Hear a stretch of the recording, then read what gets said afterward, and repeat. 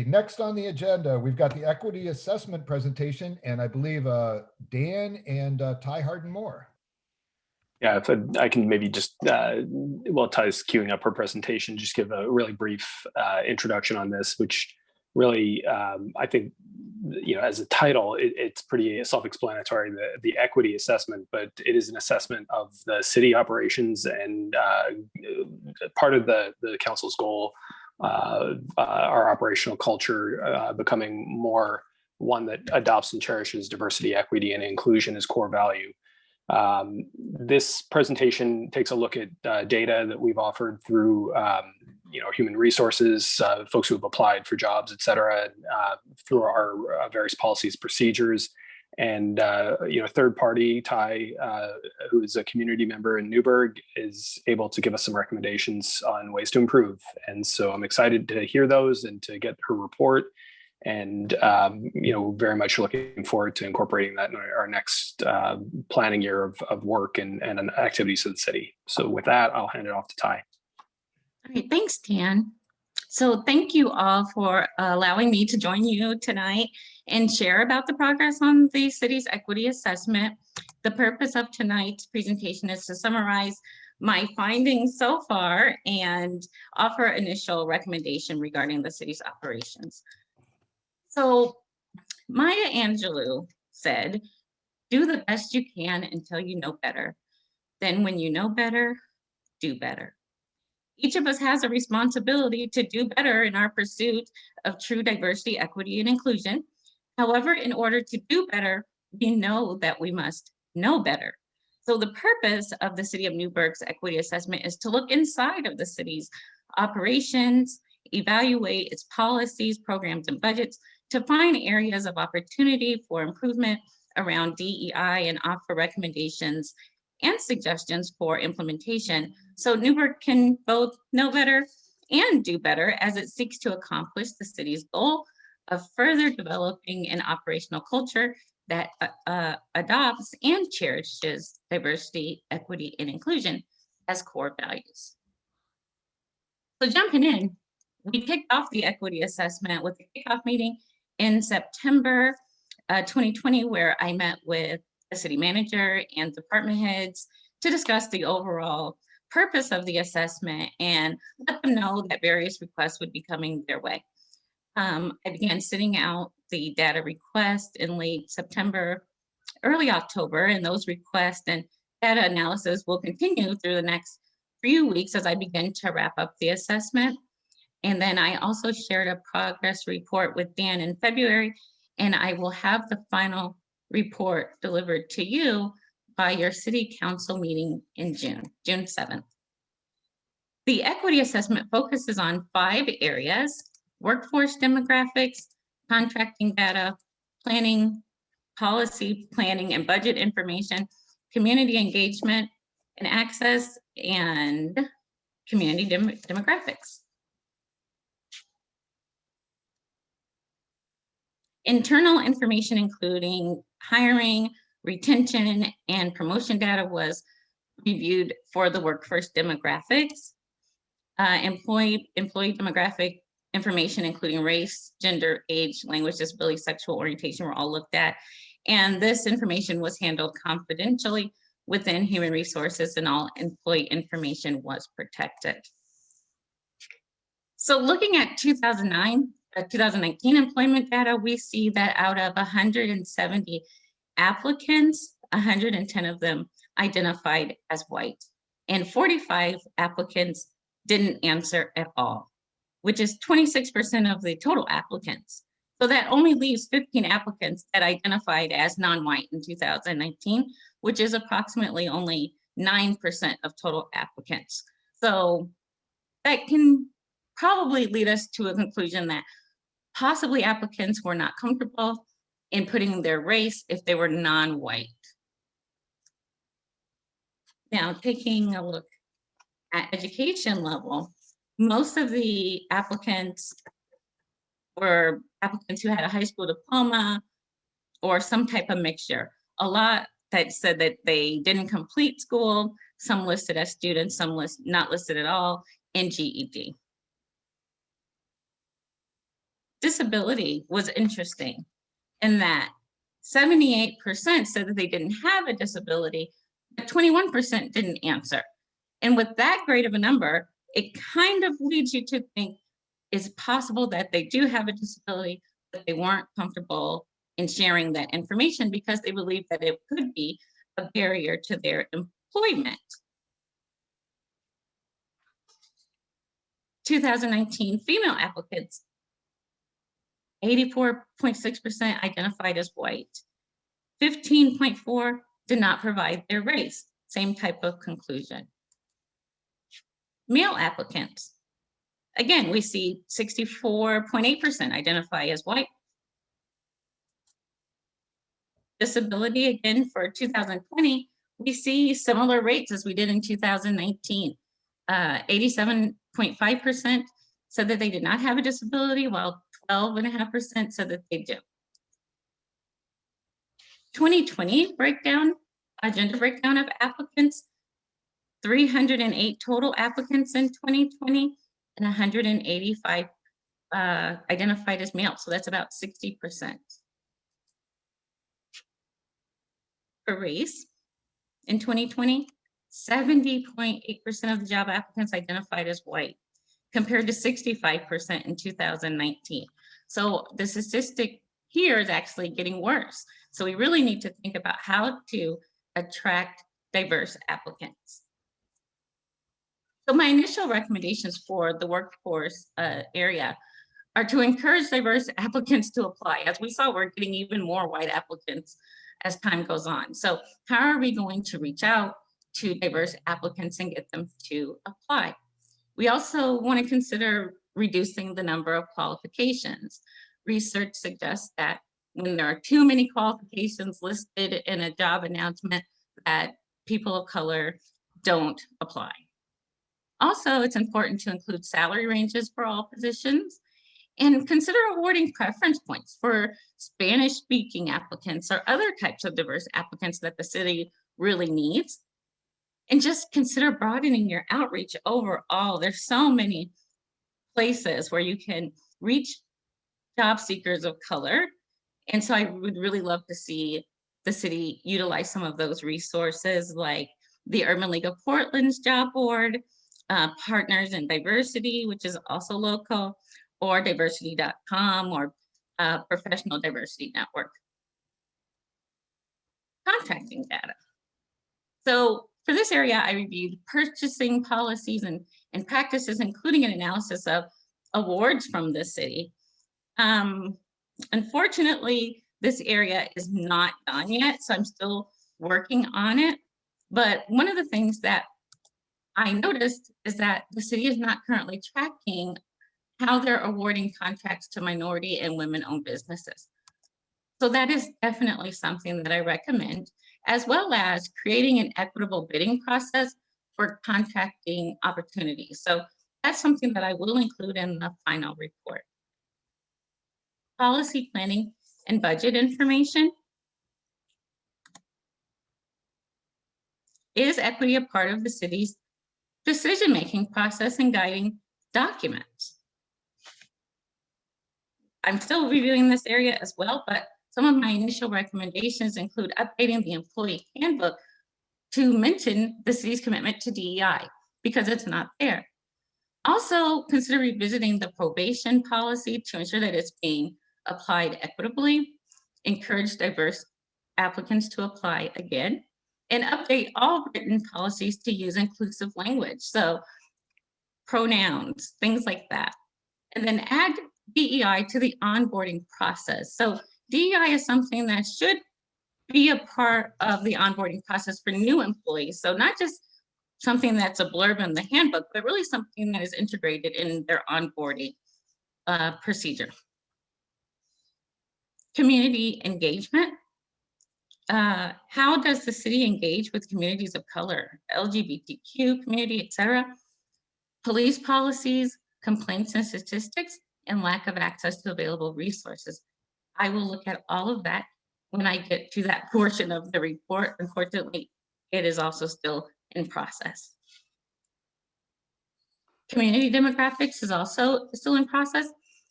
census data such as the city's population broken down by gender, race, age, language, disability, socioeconomic status, and sexual orientation, and any available data regarding housing, jobs, education, etc., will be reviewed for that area.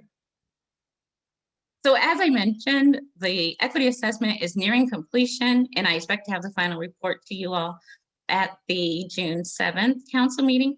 The final report will include all that I shared tonight and more, including additional recommendations for creating an equity lens and a series of questions that we can really look to make sure that the city is really putting DEI at the forefront in everything that it does. So that is the goal, and there will be more to come, more in-depth information to come once the final assessment report is ready. So now I'd like to stop sharing my screen and turn it over to you for questions. All right, folks, questions, anyone? I'm looking for hands, Not seeing any hands. Okay, Bryce, go ahead. Hey, Ty, good to see you. Hello, Good to see hello. you. Good question. So, super excited to see the final report. Will you be returning? I don't know if this is a question for you or Sue or Dan, but will you be returning as well to go over the findings to answer questions that would emerge in the final report? Yes. So my plan is to probably get it to you a couple of weeks before the presentation, so you have a chance to sit with it and review it. And then at that meeting, I'll present it like in a PowerPoint like tonight, and then answer any questions that you have. Yeah, no, that's perfect. Yep, helps answer my question. The second question I had, I appreciate your helping us make sense of some of the data, you know, whether it's around applicants choosing not to respond to particular points and whatnot. Two questions emerge from, like, one is, are you anticipating doing any qualitative forms of research to get like direct feedback from folks who maybe like worked in the city, so that we can know, you know, from their perspective, when and why and how and where they ended up responding the way they did? Maybe I'll pause and let you answer that question. No, yeah. So I plan to work with the community engagement person. I'm sorry, I don't remember her name, but I'm going to work with her on that, because she did send me over some data. I just haven't had a chance to analyze it yet. But I think that, you know, it's possible that I could even send out a survey with SurveyMonkey or something, and it just be a short survey of current employees to ask them, like, why did they choose those answers, you know? But I was thinking about doing something like that, but I want to see what she already has, because I don't want to do something that's already been done. So yeah, it's kind of like, I'll get back to you on that. But yes, I do plan to. Right. Now, survey fatigue is real. We don't want to press in too much. And then the last part is, yes, looking at applicants, right? And then looking at the demographics of folks who are applying is, of course, important. And, you know, to me, it leads to the next question of, given applicants, what have our hiring practices look like? Because as you know, you can have the most diverse pool and yet still have somewhat predictable outcomes. So that would be the other question I'd be interested in hearing about. Yeah, you know, I haven't gotten too much into that. I've been focusing more on, why are we not getting diverse applicants, right? Because oftentimes in cities like Newburgh, you just hear, well, there's not any diverse applicants applying for these jobs, so that's why we have a lack of diversity. But we know we can't use as an excuse for a lack of diversity, because the applicants are out there, qualified applicants are out there, applicants of color and from other marginalized communities. We just have to find them. And so that's where I've been putting my focus. But I will speak with Allison about that too. Like, what exactly is the process? From my understanding, there wasn't much that can be changed there, but maybe not. Yeah. And can I ask one last question real quick? Of course. Yeah. Timing wise, we're about to enter into budget conversations this week. I think tomorrow. Is that right, Sue? Tomorrow we start the orientation. So I'd imagine some of the implications of your findings would require intentional use of funds. So seeing as how we might, you know, the presentation's in June, and we might want to consider some of those things in the upcoming budget meetings. Do you have initial or preliminary recommendations around allocation of funds. I saw your presentation mentioned about like posting salary ranges, but I didn't see Mhm. much else around funds or the financial implications of your report. No, I don't. And so I just I don't have that information. So I don't know if it wasn't available, but no. So is there something you were looking for? Like, are you looking No, for me to say like this is how much money should be spent on like this area? not necessarily. It was more of, again, just like a broad question.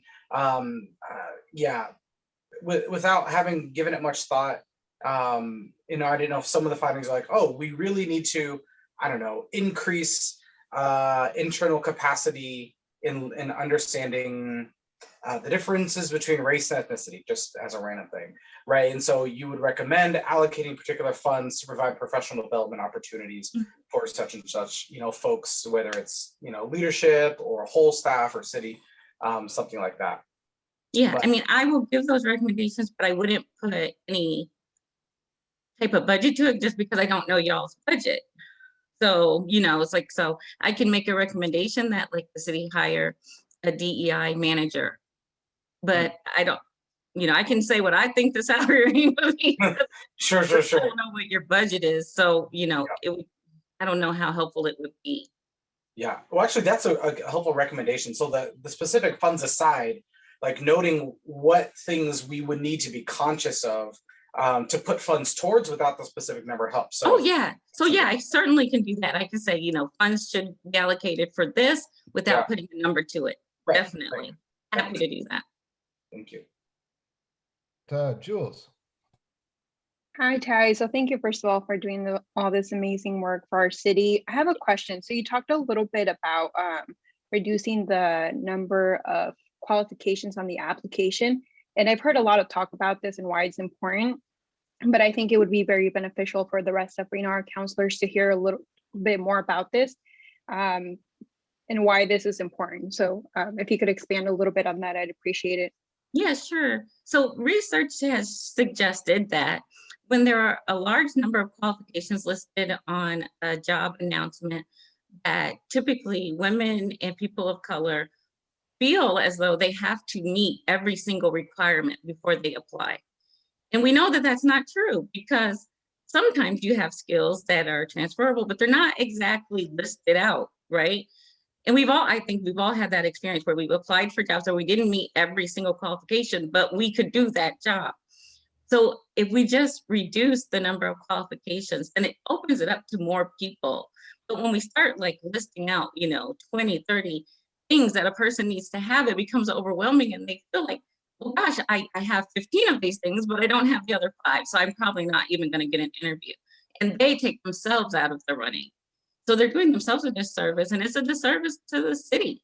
So we need to start really honing in on like, what are the true requirements for this position? Like, what are the absolute things that a person needs to bring, and what are the things that they can be taught, that they can learn on the job, right?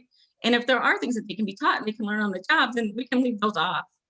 So just list the things that are really concrete requirements. So it opens it up for more people to feel as though they are qualified and they'll go ahead and submit an application. Other questions, folks? Comments? All right, Tai, one of the questions that came out sort of immediately, and this is probably last summer, was just a simple question that couldn't easily be asked, and maybe you know the answer now, but is how many people of color actually work for the city of Newburgh now? And that was something I know was hard to pinpoint, and I don't know if that's going to be a part of your thing, and if it is, that also leads to what positions do the folks hold? What has their promotion track been like? What are the opportunities? So I don't know if that's part of your assessment, but it would be probably useful, or employee satisfaction for that matter too. If we have we know we don't have a ton of people of color working for the city. I think you could safely say that, right? I'm safely say, but are the people that are working for the city that are of color, what is their satisfaction level? So I don't know if that's a part of what you're planning on doing, or. It wasn't, but I'm happy to do that because I think it would be interesting. I don't know how many people of color work for the city because human resources can't track that, right? Because they can't say, well, are you really, you know, a person of color or are you not? You know, so it's kind of like it's up to them to say. And so I don't know concretely the number. I know, you know, we were kind of talking about like what assumptions should be made, and I want to stay away from assumptions because I don't think that's a smart way to do it. But I would be happy to do a survey on staff satisfaction. And it was just, you know, just a thought to try to get, you know, baseline data to even know. I mean, it, you know, again, just anecdotally, you know, it was funny when we, you know, Jules joined the council, Bryce joined the council, and we really had no record of whether or not we ever had a person of color on the council prior. You know, it's that kind of thing that actually speaks to what you're saying, is that we haven't even been conscious of it in terms of minority and women-owned business tracking, right? Mhm. So anyway, so that's just underscoring that. Stephanie. Yeah, this is more of a comment in listening to Tai talk, is that we also need to be a place where people of color and other marginalized populations want to work. And so addressing the things that we do as an employer that make it somewhere that someone would want to apply. And I think it would be useful information, like you talked about, if we do have employees that would help sort of do some of that work with us around how do we make this a place that is somewhere that people of color, women, other marginalized LGBTQ, AI populations want to work. And I think it's important to look at all this data and see that if we aren't doing the work internally, then it's going to be really hard, even if we are posting to different places, that we think we're going to get a better applicant pool, that we also need to make it something that's going to be a positive experience for people to come work for us. And I think, you know, I like delving into this conversation because of that, that there are a lot of things that I'm watching just this presentation and knowing that there are a lot of things that we could do better, just on an anecdotal basis, to make it somewhere that people would want to work. And I think Stephanie too, that it's important when the report comes out that maybe the city does a listening session. That's something we talked about early on and decided not to do it at that time, but I still think it's important to do, because you want to hear how people feel about working here, right? And the only way to really know is to ask them and to give them a chance to talk about it. We can survey it, but I feel like people really share their thoughts in listening sessions, especially when they're facilitated. So I think that that's something to talk about and see what comes out of that, and then what recommendations can come from there that can be implemented. Elise, did you have a question? Do we have any, I should know this, do we have any differentials in the city for different, you know, incentive kind of qualifications that Tai was recommending, like Spanish speaking? Is there a differential for that? Yeah, there's a pay differential for folks. I think they've got to take a test essentially or qualify for it, but there is a pay differential for Spanish speaking. Any other questions or comments, folks? I guess I just have another question. And Tai, I think you probably know, but we're doing listening sessions, and actually Jules is helping facilitate those in the community. So that's another source, so that's external. The other question is, and this is probably more for Dan, but I know we talked at one point about doing DEI training and at least having as many people as we can go through it. Are we doing that? Have we done that? With COVID, there really hasn't been the opportunity to do it as much. And, you know, it's definitely obviously not in person and for a while, not at all. So I think we're trying to do that as we go into the next budget year with travel and training and some of those things. But it's it had fallen off as we were in the middle of COVID as an opportunity that we could even do. Yeah. And can I just add about training? Like, if you decide you want to do training, I've been doing the training with the McMinnville Police Department, and we do it on Zoom, and it's been fine. I think it works. I think people like it like that too, so that, you know, you get to just sit and you don't have to sit in a room like that. So I think that if you want to do a training around DEI, I think it can still be done on Zoom. Well, thank you. Anything else, folks? All right, Tai, we look forward to the final report. So thank you. Thank you very much.